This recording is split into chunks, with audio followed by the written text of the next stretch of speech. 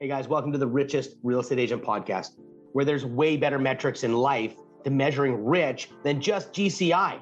We're going to talk to the top influencers in real estate and top influencers in the mindset space. We're going to break down the emotional intelligence needed to be successful as an agent and stay there for 20 years. Welcome to the show. Let's get at it. Hey guys, Ben here with Cherry Chan, real estate agent, tax specialist. This is an area, if you're going to be a rich real estate agent, you have to think not like a salesman, but like a business owner. And business owners, one of the number one things is know your numbers and understand how to keep the money in your hands versus just giving it to the tax man. And welcome, Cherry. It's so great to have you on the show. Love that we're giving this to the audience. Love that it can introduce you. It's such an honor. Thank you so much for having me. Yeah, you know what? I think what you're doing is so cool. I think it's an amazing niche.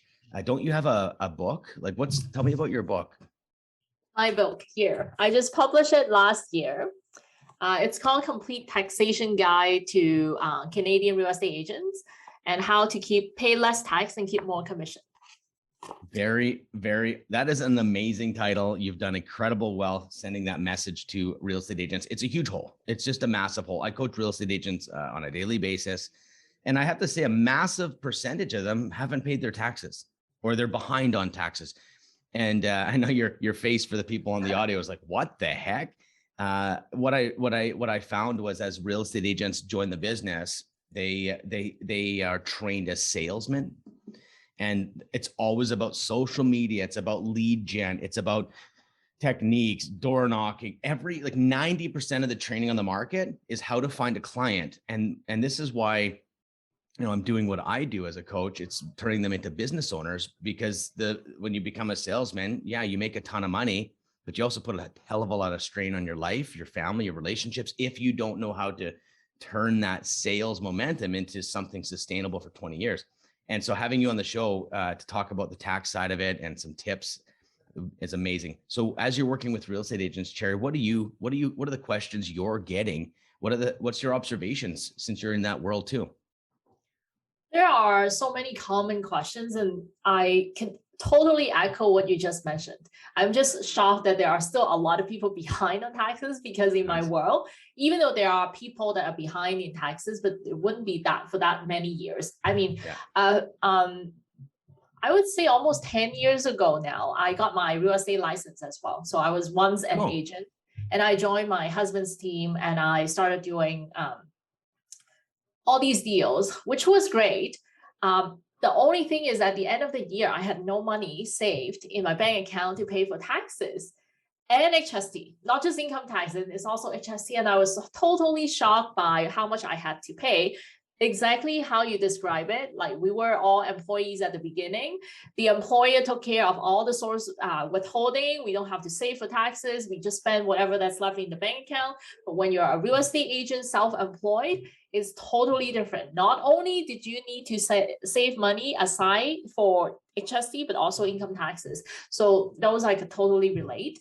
One of the biggest questions that I get in the last couple of years is that whether they should set up a corporation or not. The reason being is just because in the corporation structure has a very different type of tax rate compared to those that's in your personal name. In Canadian personal tax system, it's a progressive tax system. The more money that you make, the more tax you have to pay. You may have to pay as much as 53.5% personal income tax if you report everything in your personal name. So what it means is that CRA gets to keep more than your share and what you get to keep. So, but on the other hand, if you have a corporation, essentially in Ontario, corporation small business tax rate is about 12.2%. So 12.2% versus 53.5%. That's like a 40% delta. So there's a significant tax deferral to set up the corporation, but it's not for everyone because a lot of the people are actually using all their money and literally after paying CLA, spend everything on their personal luxury goods. So then those people may not actually get any benefit from having a corporation. That's the I'm definitely not a tax specialist, but I get a lot of questions as a coach. And that is is that okay how I answer when someone goes, when do I need a corp? All I say is as soon as you're not spending all your money. Is that the right, very basic elementary way of seeing it? Like if you have money left at the end of the year that can stay in your company, then it's smarter to have a corp. Is that correct? Absolutely, absolutely. The other thing is, you're a coach as well, and I'm not trying to be a coach, but I'm also trying to inspire people to save as well as allocate their cash a little bit better. So in the book, in this book, I share how I allocate my cash on a regular basis, because learning from my real estate agent years, I decided that it's best to implement a system. I don't have the book right now. It's called a profit first system, money management system. Realistically, every time when there is a deposit coming into your bank account, you immediately take whatever percentage. In my business, I take 10%. Actually, I take 15% of the cash balance, put it in a separate bank account called tax account. And it's hidden in my general login view. It is still there. I can access it. It's just hidden. So I wouldn't consider that balance as my my own spending money. So I allocate that amount first, and then I pay myself. So there's an account called paying myself, and then there's an account just saving for operating expenses. Just because you make that income doesn't mean that you don't have ongoing like administrative costs, office expense, or even advertising costs, right? So those would be my tip. So because I'm like a previous street kid, dyslexic, ADD, I want to just kind of capture this. Sometimes I'm just simplified. So what you do is, I love the idea that you hide your tax account. Like these are some of the points I'm like, oh, that's really great idea. Cause I look at my tax account now and it's a big fat number. Like it's a big giant number, and it does do a psychology on you. You're like, oh, there's a ton of cash in there.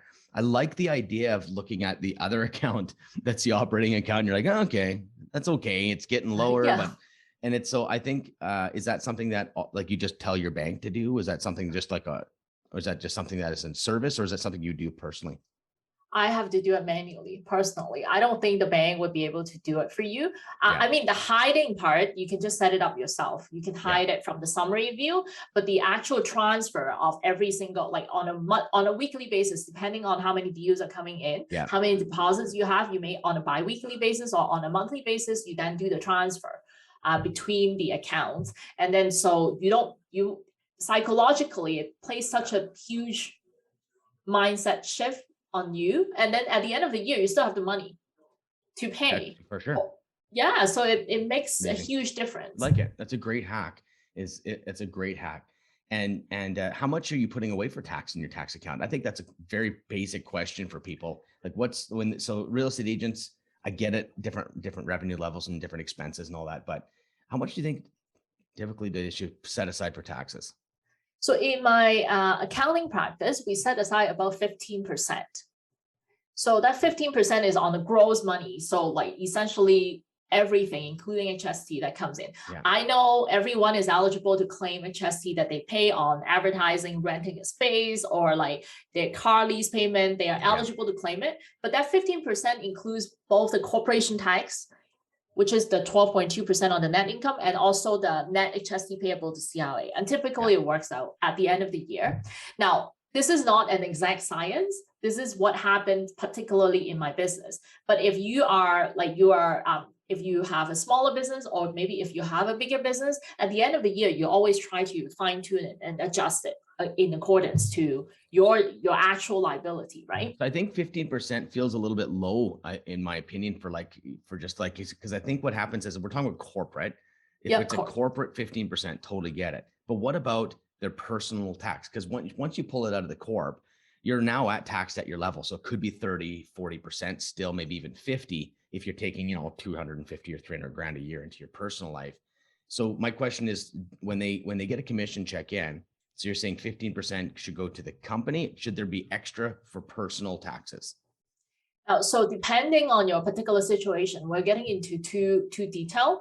Now, if like assuming the scenario is that you the real estate agent owns a PRAC, and then the PRAC is allocated every single deposit into this tax account for say 15%. Now, depending on how you take the money as the real estate agent, how you take money out from the corporation, right? So if you take the money out from the corporation as payroll, as salary, so the corporation pay you a salary on a monthly basis, as part of the obligation for salary, the corporation is required to do a monthly remittance to CLA on taxes. So from there, you already take the amount and send it to CLA. Yeah. Yes. Now, on the other hand, if you're trying to pay yourself dividend and minimize the amount that you need to take out from the corporation on a regular basis, and therefore maximize the amount of tax deferral available, typically, I would say that 15% would still be sufficient for you to cover also your personal income tax as well. Now, it depends on how much you take out, obviously. And again, for people who don't own their practice in the corporation, that's a totally different ballgame, right? Totally. Like you may have to save 30% or 40%, depending on your particular situation. Typically, 30% is pretty safe. You would have saving at the end of the year. It also goes back to how much expenses that you have. Totally. No, do you know what I find with real estate agents, and even running my own, as an entrepreneur and even as an agent before I sold my company, it's like the hardest part is the commission budgeting, because what happens is it'd be so easy if it was 10 grand a month coming in or 20 grand a month coming in, but it's like 50 grand, 10 grand. And it's like all these different cycles of seasons. So you got this boom season where you're rolling in cash, and then you got December, January, February where you're not. And so what kind of hacks and tips can you give? Because I know what it's like and how hard it is to budget when you have income sporadically coming in all over the place. And sometimes you don't have income, sometimes you do have income. And but you still have reoccurring costs that are the same every month. How do you handle that? Any tips? Yeah, absolutely. It's the same system. So I didn't even talk about the other accounts that I have. In total, it is totally from a different book that I read. I recommend every agent out there to read that book indeed. Yes, yourself. And you have essentially in the system, you will have 5 bank accounts. The first one is called income account. Essentially, you just use that income account to get deposit from your brokerage directly. Yeah. So the money goes into that income account. It's a reallocation for future reallocation. The second account is called operating expense. So you would then transfer a portion of your income, the money that got deposited into your income account to your operating expense account. And that account is what you see and what you spend. If you don't have the cash, don't spend as much. Now, and then the next one is called profit account, because we are business owner. We're in it to make a profit. If you don't have the money yet, the book actually suggests you to even transfer 1%. It's just, I think that's a psychology, right? Like it just shifts that mindset 100%. Absolutely. And then you have an account called owner's compensation account, which is where you draw out your money. Like, so, you mean where you pay yourself? Yeah, where you pay yourself. So you pay yourself from that account. Now, the month that you make $50,000 or the week that you make $50,000, the allocation is the same. But the amounts that you take out from your business, from the owner's compensation account is always the same. If I use a corporation, so like 10 grand or 20 grand a month, whatever your expenses are, whatever. Yeah. Exactly. You may take out 10 grand every single month from your business, from your corporation, but your owner's compensation account may accumulate 70. You still take out the same 10,000 because you have to be prepared for the rainy days, right? So what you do is you put more money in to the owner's account. When you have it, you put like a 2 or 3 months ahead of the time. So when times slip, when you don't have the income coming in, you just pull that money no matter what. Yeah. So, I mean, at the beginning, it's very hard because at the beginning, we only look at one account. But once you have the 5 accounts, so the 5th account, by the way, is the tax account. So we talked about the tax account. And you hide the tax account, you hide the owner's compensation account, you also hide the profit account. Interesting. That's cool. I like that. You only see the income account and the operating expense account. Yeah, and so I love the psychology on all that.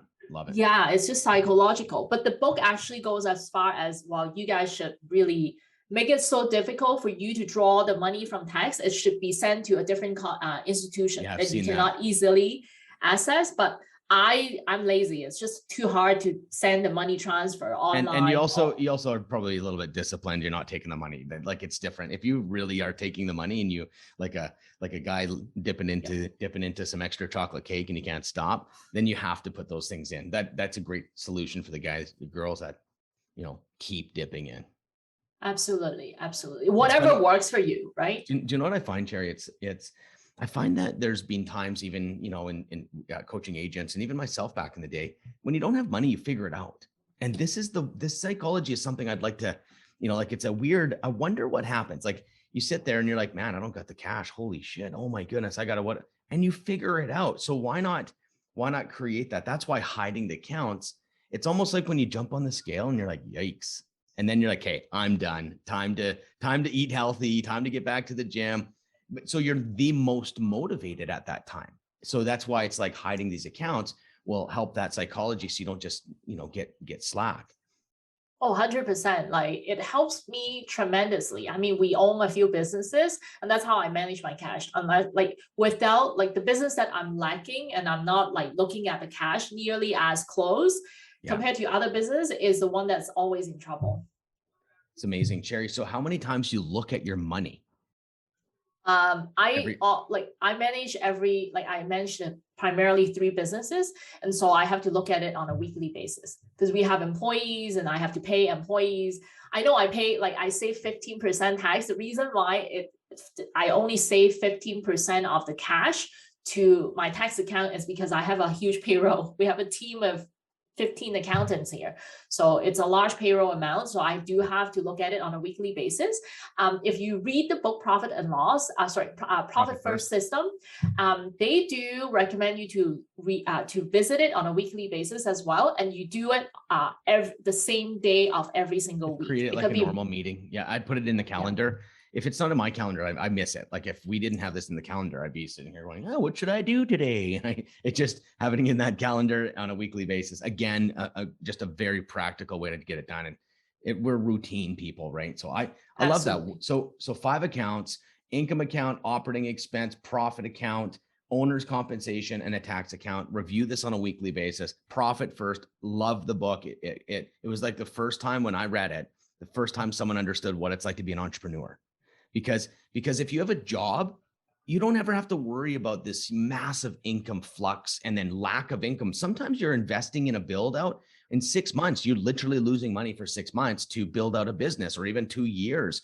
And that's literally a normal thing that entrepreneurs go through. So like, there's this, I remember listening to him. I listened to the audiobook, and it was so cool that this guy got it. Because every time you talk to talking to accountants, they're like, it's almost like they tell you what happened.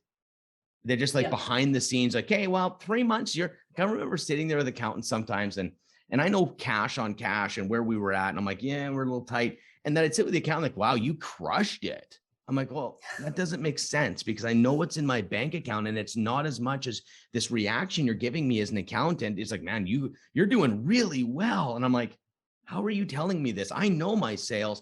I know where I'm at, because they look from like, they don't see what an entrepreneur sees, the day-to-day. So I find that this book bridged the gap between my accountant and then a whole nother thinking. And so I'm a big fan of it as well. I should get him on the show too. That'd be kind of fun. Yeah, I mean, that's always the downside of what I do, like, as well. Similar to all accountants, I got clients asking me like, hey, where's my cash? You said that you make so much money. That's right. And where is the cash? Yeah, where's the cash? Where's all this money? Exactly. Like, we strive to get the cash flow statement to the client and discuss from the cash flow perspective, rather than just on the income statement perspective, because income statement is a record of what happened last year. But you may make all the sales at the beginning of the year and spend all your money at the end of the year. It doesn't show, right? That's right. And you're like, you got $10 in the bank, but you've got this $500,000 net profit in your company or whatever. Like, it's just like, that's the one thing for my whole business career. I always wondered that until I figured out, it's a little bit of a different system. The traditional accounting needed to evolve a little bit, I think. Yeah, absolutely. I think our institute should really implement the cash flow system as the rule of thumb rather than just as an optional statement, because our clients would not know where the money went. Yeah, and that's always it. Like you just don't see it. And most good entrepreneurs are sales per people. And so like you're so sales focused that you try to cover your sins by selling more. And Oh, yeah. so, yeah, no, I've been guilty of it because I can sell and you're like, whatever, let's go crush some more sales. And there's always money coming in, but then you really dig into it and you don't know what's going on. And so I've learned some hard lessons myself being, just being a killer sales guy in my early 20s. You just make a ton of money and then you try to outsell your financial weaknesses, your low knowledge, and it's funny. And by the way, welcome to what real estate agents do. They're like, I need more sales. I need more sales. I'm like, you should just learn how to keep your money. Like, it's like, I need more sales. It's really interesting, Cherry, that mentality that they think that more income and more sales actually leads them to prosperity. And I have proven that wrong. I've had a lot of sales back in my day, not understanding financial processes, understanding how to read a bank statement or even an income statement. Like, what the hell is a cash flow statement? Like, all of these things I believe that everything in my gut, in my heart, and my knowledge says this should be part of the real estate training. Like, it's literally basics. And it's like, even in high school, why are you not learning how to read a financial statement? Like, it should be some basic. We learn freaking another language. In Canada, you learn French. Well, why don't you learn accounting language? Like, when I learned the debit credit way too late in my life. And I took a bookkeeping course because I didn't know what I was doing. And I should not be taking a bookkeeping course, but I needed to figure out how to even talk to people because I was sales first and then figure it out as I go, which is definitely not the best way. But that's entrepreneurship. You build that parachute when you jump out of the plane. And so, but I think it's really amazing to have this actually on a podcast. So you tell me about your business. So you said you got like 20 people working for you. Like, tell me a little bit of what's going on and what you're up to. So we are an accounting firm that specialize working with primarily real estate agents and real estate investors. I would say 99% of my clientele are either real estate investors or real estate agents, or a combination of both. We service a lot of people in Ontario, some people out of province as well. So that's what we do. Cool. And so do you, like, I always think like me and you are probably different because I don't like accounting. And it's like, I always think like, tell me about the passion. Well, I like accounting when I see my numbers. Okay. Don't get me wrong. But if I had to sit there and plug in numbers and move money, that's not my thing. Tell me about the passion you have behind what you do. Why do you like it? Or do you even like it? Great question. I wouldn't necessarily say that I like to do the day-to-day nitty-gritty, but once in a while I do get into the trenches and then start looking at the nitty-gritty, and I do enjoy once in a while bookkeeping, but it's not something that I do on a daily basis. That's why I do have a team that loves those numbers. When we hire, I'm sure you coach your clients, you tell your clients the same way. When we do hiring, we go through a personality test, making sure that they do like to work with details, and that's the people that we hire. And what I enjoy the most is that I do have the mission to become the Google Maps for hardworking Canadians seeking financial freedom. So part of that track is to educate people on how the tax system works and simplify it enough in everyday language to help people understand and keep track of it, and essentially, I wouldn't say earn or properly document what they are eligible to claim, so then they don't have to pay more than what they shouldn't be paying. And that's really my goal. I'm just sharing that message with everyone. So it's meaningful, has purpose, and you're making a difference. I love that. And also sounds like very clear. I love that. And when you're an entrepreneur, most people aren't clear. It sounds very clear. And I think that you probably spent a lot of time working that out because it sounds very nice and very easy to understand. Hey guys, Ben here, real quick. realestaterebootcamp.com. This is where we're helping real estate agents who are busy, who are maybe getting a little disconnected from their family and the life that they wanted to live before they got their license. They need systems and they need to get their business to serve them versus getting trapped in their business. They need systems, they need help. Jump on a call with me, realestaterebootcamp.com. Cheers. Back to the show. So let's go into a couple things here. Sure. There's one thing is home budgeting. So this is a weird part. Cherry, I wanted to ask you this. I got 5 kids, okay? Multiple business. I got a portfolio of real estate. I got lots and when the money, it's funny, we see all of this conversation is bringing the money into the personal account. But you know what I find's missing is the support on the home budget. I've looked at like I've accountants and bookkeepers and when the money's coming in and then, you know, to be honest, you know, you go back and money coming in, you're like, whatever, you put it in the home budget. But then you look back and I've done this a few times in my life. I'm like, what did we spend on groceries? And I look at it, I'm like, holy crap, sometimes like 3,000, 4,000. And I'm like, and it's in affordability, we can afford it. But I'm like, we literally could have an extra $50,000 in some investments by literally dropping our grocery budget by $1,000. And yeah, I've got seven people I feed. So the numbers are big. We definitely can drop it down to $2,500 a month, you know, but the thing is, what I found was the services out there. And I think there's a service for agents to be like, basically going, hey, this is what you spent personally. I don't see that anywhere. Have you ever heard of that? Because I know that would have been crazy cool.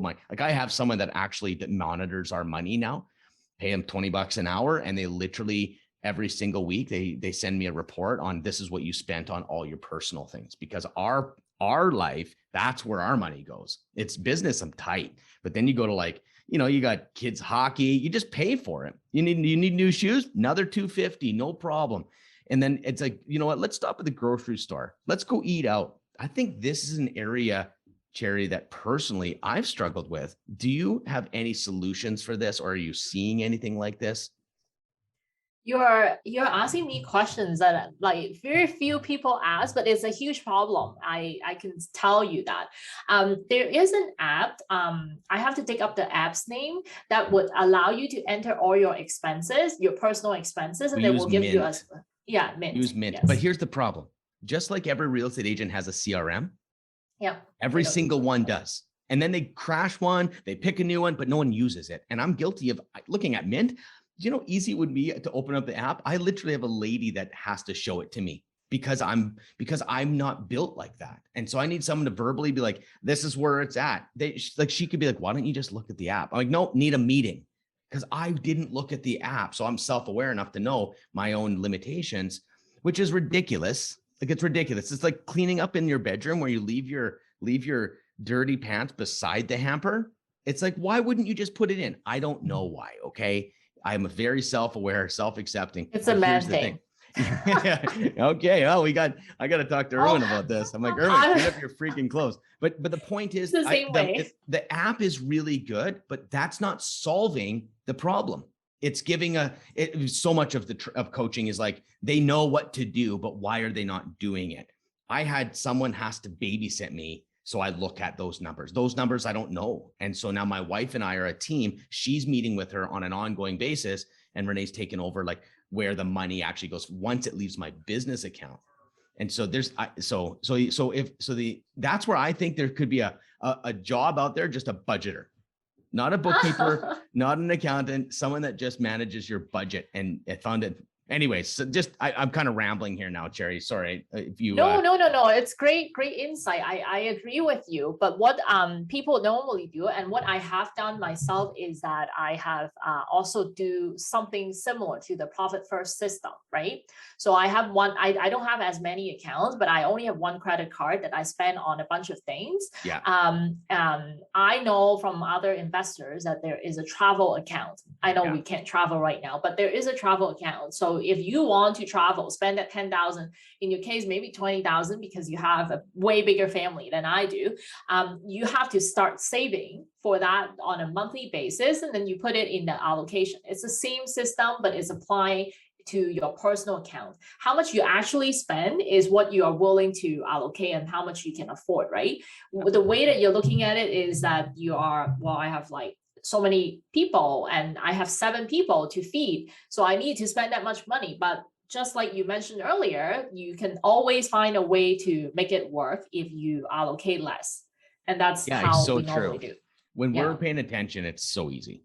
Like we just like, yeah, well, you know what I mean? Do you know what worked really well personally is that we had an account where the personal account was automated, like long-term expenses. Yep. So like any money that comes out automatically. But then what we would do is we'd set aside, I think it was about $1,300 to $1,300 a week. And that was for eating out, entertainment and everything. And so you're only working with that grand a week or whatever it was like. And then, so that was a huge helper to managing personal finances, is that you just allocate that little bit of money. And when that's out of money, you got to wait till the Friday to re-put in that money. And that was a personal one. But I do feel there's a lack of personal help when it comes to finances. I think for just the regular Joe out there, like, what do? You know, you have a paycheck coming in, like, it's just interesting. But like you said, you allocating accounts, we've done that as well. Yeah, same thing. And I think the most important part people are lacking, maybe not in your particular situation, but in average Joe's situation is, hey, it's hard to save money, but you can always find a way to save money. All you need to do is to pre-allocate a portion of your paycheck, or like for real estate agents out there, you really need a separate account, hide from yourself, put it away. That's all you need to do. And it's not in your account. You can't see it. You can't touch it. It's not your money. It's still your money. Brokerages, a lot of brokerages will do it for you. And that's been something I've encouraged. A lot of brokerages will set aside money and they'll give it to you on a quarterly basis. Like they'll say, how much you want me to set aside? And they will not give you the money. And then you get one big check for taxes. And I've seen that happen. I've seen people, brokerages pay your taxes, like the provincial GST and all that. They'll pay for it. Me too. Yeah. Having it automated is number one. If you're not doing it, you got to find a way to automate it. So absolutely. That's really cool. So you've got how many people working for you right now, Cherry? In my accounting firm side, we have about 16 people plus 6 students. And then students come in as their co-op students, co-op work term. And then after the co-op work term, they'll go back to school. That's really, really cool. And you're focusing Canadians. That's the biggest thing, Canadians. Across Canada, no problem. Nothing, no limitations. Okay. Not cool. Quebec. I need to learn a different set of language. Yeah, like literally a new language. I got you. Well, that's really cool. And tell me about this. Are you part of a Stock Hacker Academy? Like, what's your role there? I'm the co-founder of that whole business as well. So it's going back to the same theme and same mission that our business have and our personal life as well. We accidentally, or unintentionally or intentionally, depending on how you look at it, we stumble across this stock option trading strategy. Essentially, all through the years, I'm sure you're aware, because you own a portfolio of real estate as well. Like if in Ontario, it's not that easy to find a cash flowing properties. You know, like back in the days when we first started investing, we read the book. I don't even know where. Right here. This book, Rich Dad, Poor Dad. The classic. Yeah. So we read that book and we thought, okay, let's just invest, and then we immediately will be, Yeah, no problem. Let's get as many as we can. This is great. Live off the cash flow. Yeah. It's like, and I realized, that doesn't quite work like that. Yeah, like even if you have a cash flow neutral property or slightly ahead, one renovation alone, or furnace, it's going to wipe everything. Anything. Yeah.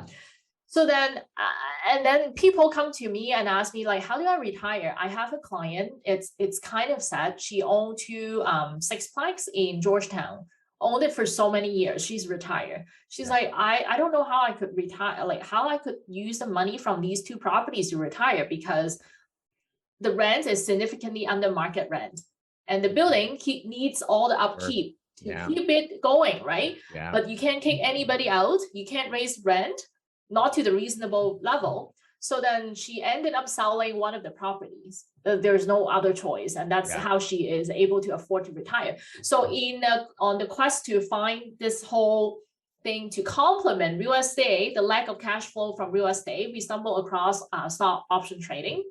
And we learned it and we try to implement it in our own lives. And it worked out for us. The first year we almost doubled our money, almost. And then the second year, because that's first year was COVID year. So we know that the market has shot up like crazy. So the first year, regardless of what you do, you still would do really well. The second year, we did about 30% last year. That was last year, 30%. So we also hire the best coach and use our money to test them out and hire the best coach to come back and create a course to share with real estate investors and agents out there who want to add another stream of income into their portfolio. It's not meant to be, hey, is it stock trading first or real estate first? In my heart, is always real estate investment first. But if you want to find some cash flow, you could leverage some of your wealth that you have built in your real estate to invest and test out the idea and see if this is something that you want to add to your portfolio.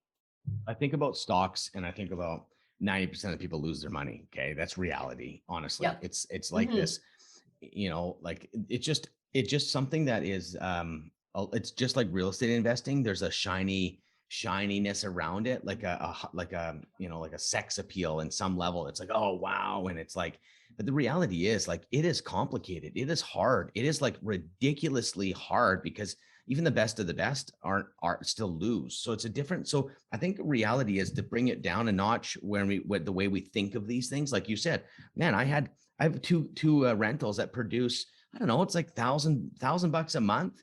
And it's amazing. But guess what? 2 furnaces had to go, 15 grand. Bam. Like it was just all of the money was gone. And it's like now we're building it up again. I'm just saying that the luster of the investments is just not there for me. Like I can't live off my portfolio because it needs to be renovated in 10 years. I need a new roof in 10 years. That's a savings. Paying it off is great because then you can sell them or refinance some money out of them. That's cool. But now let's talk stocks. Is that to bring it down? It's like, so we got this stock option trading program. I just want to know reality of how much time is needed to make that strategy work. Like, I believe you guys have something of value, but for people listening, it's like, oh yeah, awesome. I'll just take a course and I will be full cash flow machine. Like reality is, what is the work needed and the knowledge you need to make that program work? It's not, that's not reality. I'm sure like when everyone started buying real estate, it's same thing. When you first started learning stock option trading or even just buying regular stock, let's forget about stock option trading. The more investment in terms of time that you put in, I guess the more knowledge that you will gain and the less likely you'll burn yourself. And the mentality when it comes down to trading stock or stock option is that you will always, because you do trades a lot more frequently than you do in real estate, there's always a loss component. There are some trades that will trigger a loss, but overall, the overall portfolio, you're making good money. That's what we are aiming for. Now, in reality, when we teach the course, the purpose of teaching the course is to make sure that people start on the right foot and they have trades from our teacher. And all you need to do is to follow the trades at the beginning.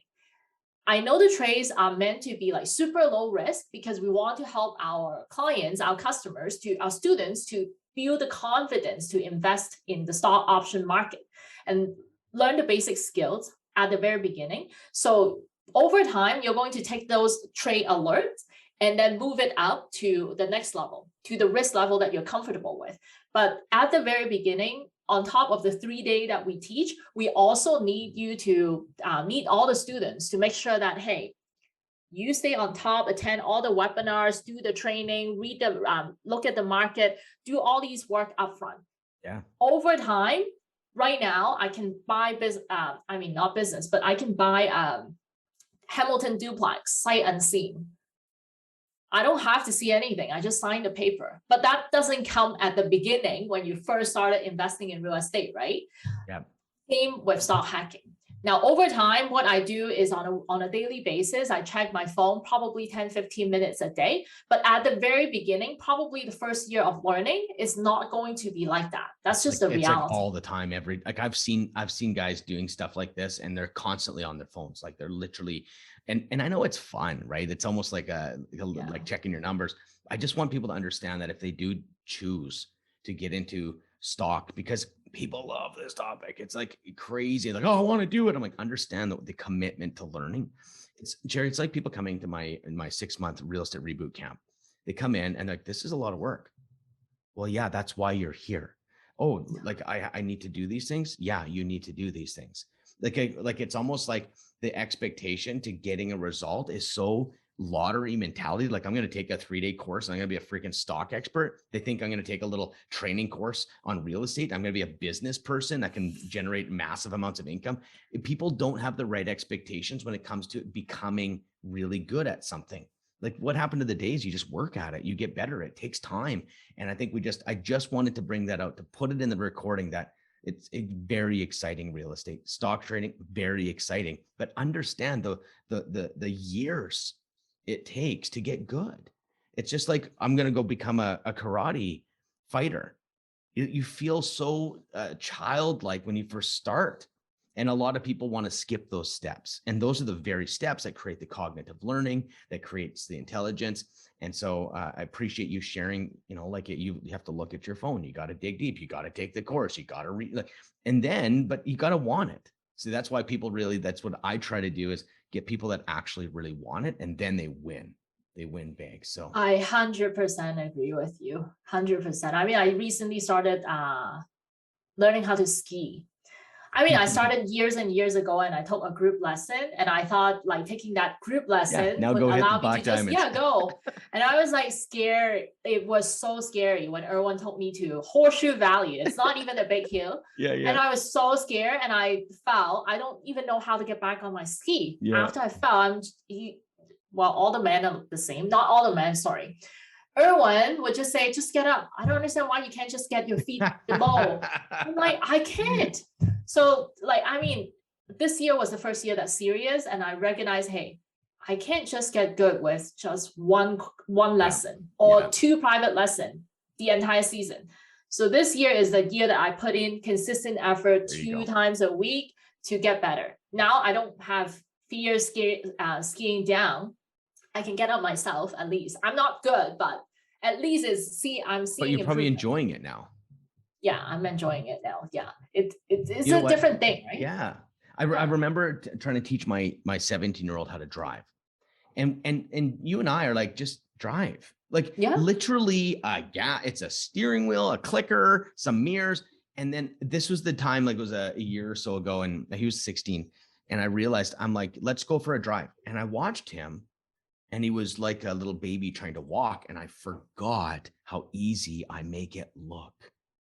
Where it's 100% cognitive. You're not even conscious anymore. And for me to do that, I had to drive thousands and thousands and thousands of hours with a lot of experience. I remembered that day, especially as a coach. I'm like, okay, when I tell someone to go do something, I have to realize, well, where are they at? Because I realized you make it look really easy. Like, oh yeah, just go land a deal. Oh, just go talk to strangers. I'm like, oh yeah, I forgot. I make it look easy, and I forget. And so I think people need the perspective, is when you're wanting what someone else has, they've paid a price to get to that place. You've done the training, you've done the 75 lessons, you've done the commitment, the broken arms, the whatever it takes to become an amazing skier. I think people really need to recognize the price people pay is not advertised to become an expert. The cost of it, we talk about the dream of it, living on a beach and working from your computer. Yeah. Do you know the cost of that? Could be relationships. It could be mental health. There's so many different things that people aren't recognizing. So to become a real estate investor, to become amazing at your finances, to become a stock expert, are you willing to pay that price? Is what I love to put on the table. Absolutely. 100%. It's the first thing is the microwave culture, instant. Everything is instant. Totally. Yes. The second part is the social media. Really, like people don't share their, I guess, their failure enough. True. Even when they share their failure is after they become successful, then they share their failure. Exactly. I'm trying my very best in the world of becoming a pretty public person to share. I wrestle with divorce. I have depression days. Sometimes I feel like the old Ben from the street shows up still. And yeah, I've made mistakes. I want to feel like, I think Oprah figured it out back in the day. I know I'm getting older now. Oprah is probably not a thing for another generation. They've missed the Oprah movements. But the thing is, Oprah would stand on the stage after doing like a national campaign of weight loss. Okay. She rallied the whole country. I remember they were all walking, like she had the whole country doing these long walks. And then like a year later, she was fat again. And what shame, like instead she walked on the stage and just said, hey guys, let's talk about the elephant in the room. I'm fat again. And it was almost like the entire nation went, I love you. Because in contrast to everyone else, she would have just hired a trainer, hid behind the scenes, crushed it, got it back, and she would have done everything. Go, no, I'm still doing good. But she talked about being fat on stage and going, guys, I'm fat again. And it was just such a, that's why she is who she is. That's why she literally could probably run for president, because people related to her. And I agree. Social media is missing that. Yeah, 100%. I mean, I try my best to share my failure too, but sometimes it's really hard. And it's also okay not to. Like, if I was to share every time I had a fight with my kid, or had a fight with my wife, or every time I ate two pieces of ate 2 pieces of ice cream cake and then see the rest of it sitting on the counter, and you're thinking, I'm just gonna have a few more bites of that. And it's not, these aren't shared, because we don't need to. We just have to understand that what we see is 70% real. It just, no matter how real you are, you're not seeing me fully. And I think that's where your inner tribe comes in, and those people get to see you. But I agree. I think we need to show more. But we're wrapping up here. We're getting close to time. Cherry, what I always like to do this. I always like to ask my guests if they have a question for me, and turn the tables. I always do it at the end of the show, because I figure that people probably already left, and this is our last group of people. And I'm like, and so selfishly, I love being challenged. I love having questions, and that's more of my own selfish thing I love. But if you have a question, I would love if you shot a question back at me. Okay, so what I was totally unprepared, but it just came in my mind. Yeah. You never prepare us for this type of. I don't. You put me on the spot. Yeah, what's the scariest thing that you've ever done in your life? Oh, is that a question asked before? No, first time. And so I've done a lot of scary things. Like, I've had a lot of. So let me just think here. The scariest thing I've done, or the scared I've ever been. The scariest thing. The scariest thing. The most scary thing that you've done. Okay, so I have a weird relationship with fear. Like, I'll run right at it. I'm like, so I do a lot of things that scare me, and it probably doesn't look like I'm scared, but I am. Okay, the scariest thing that I've ever done is when I was 15 years old. I had a friend that was 18, and he taught me how to do fraud. I was living on the streets, and what we did was we took my dad's credit card number from his shoebox. We went and we took the number. We went to a travel agent, and we told the travel agent that my parents were in Vegas. Yeah. And my buddy was a good flirtatious dude, good looking guy. And he had this one girl, and they're flirting. Next thing you know, we forged a letter, said from my mom and dad, saying, yeah, we're going to pick them up in Vegas, and we're going to go. And so it was, he taught me how to do this. Then what happened was they got us tickets. We got our hotels, our tickets, and everything. We go through the airport. We're just kids.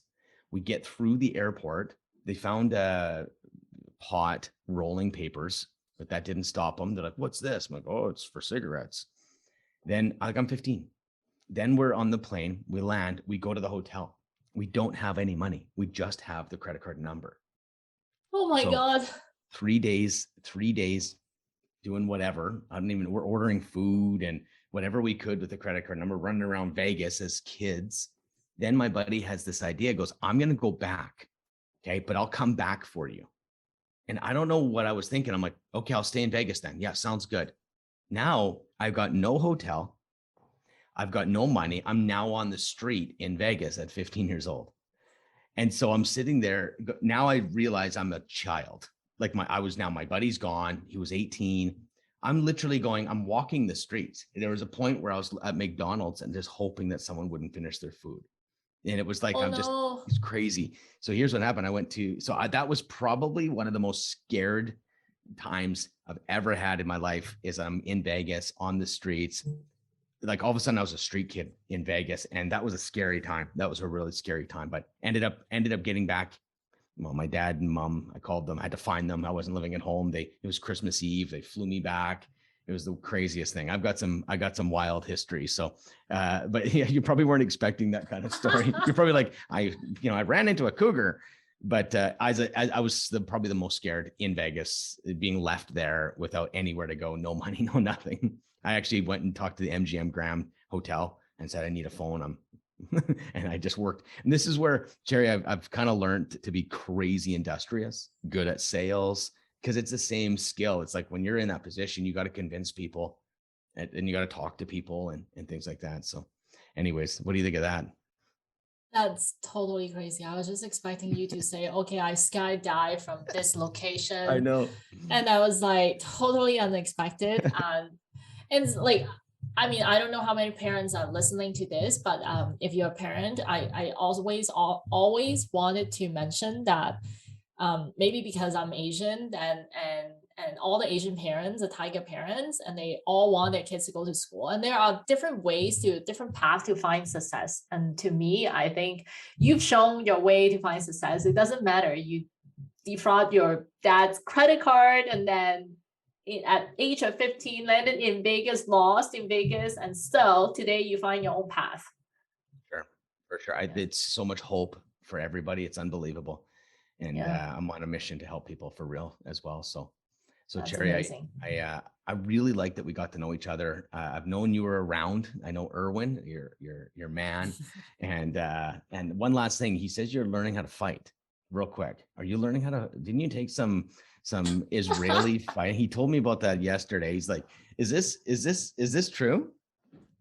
It was a couple of years ago. I have to get back to it because now my focus is skiing. So a couple of years ago, I was taking lessons to do Krav Maga.